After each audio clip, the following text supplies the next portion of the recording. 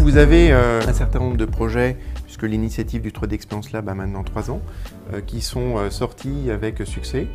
Un exemple, c'est ce projet qui est sur l'impression 3D d'organes, donc une jeune start-up française, Biomodex, qui se proposait de reconstruire en 3D un organe issu d'imagerie médicale d'un patient. C'est de la reconstruction patient spécifique pour être en capacité de 3D printer, d'imprimer en 3D un simulateur afin que le chirurgien s'entraîne sur votre anévrisme, puisqu'en l'occurrence ils se sont focalisés sur le sujet de l'anévrisme, avant d'intervenir chirurgicalement.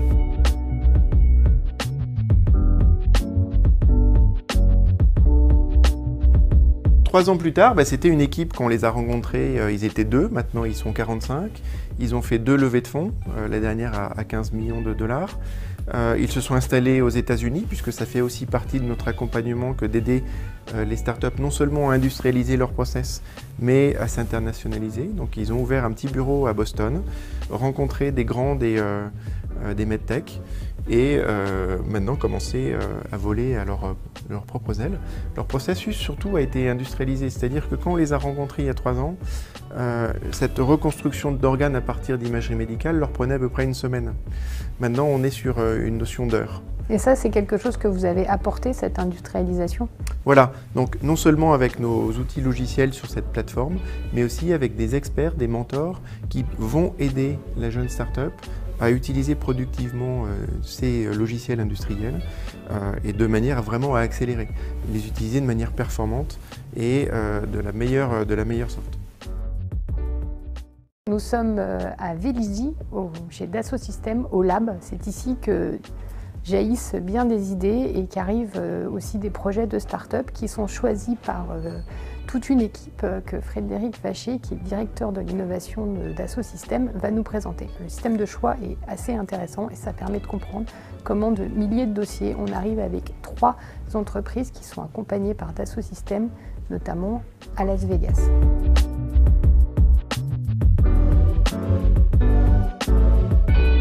En résumé, le 3D Experience Lab est un laboratoire d'accélération digitale présent partout dans le monde, puisque ça c'est la caractéristique de Dassault Systèmes, nous sommes présents dans 140 pays, qui va permettre aux différents projets innovants d'être industrialisés, de s'accélérer dans son internationalisation, dans son réseau. On va leur éviter tous les écueils de frapper à 50 portes, identifier les bons acteurs, ne pas être reçu, puisque donc finalement cet accompagnement va au-delà d'un pur et simple accompagnement technologique.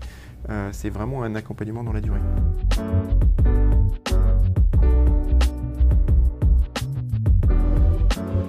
Autour de notre plateforme, on a développé des outils qui nous permettent de numériser le processus complet de l'idéation, donc d'une nouvelle idée qui arrive dans cet entonnoir, comme vous le voyez, jusqu'à la validation d'un nouveau projet. Donc des nouvelles idées, il en arrive beaucoup. Elles peuvent venir de notre site web, où les projets vont candidater. Elles peuvent venir de collaborateurs qui vont rencontrer une start-up en Corée du Sud ou en Chine et venir proposer le candidat. Le candidat arrive, comme vous le voyez, donc l'équipe qui est présente dans cette communauté, puisque c'est une plateforme communautaire, va commenter, donner leur opinion pour qualifier le projet et essayer de comprendre si le projet rentre dans les critères du 3D Experience Lab.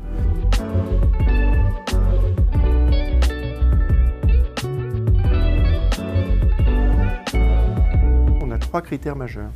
1, les projets doivent être en innovation de rupture, jamais fait auparavant. 2, ils doivent faire appel à l'intelligence collective et donc justifier l'usage d'une telle plateforme cloud et collaborative.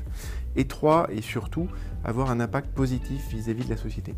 Ces 3 critères sont très importants et chaque projet remplissant ces 3 critères, du coup, sont promus dans cette deuxième phase et qui ensuite est pitché sur une base trimestrielle.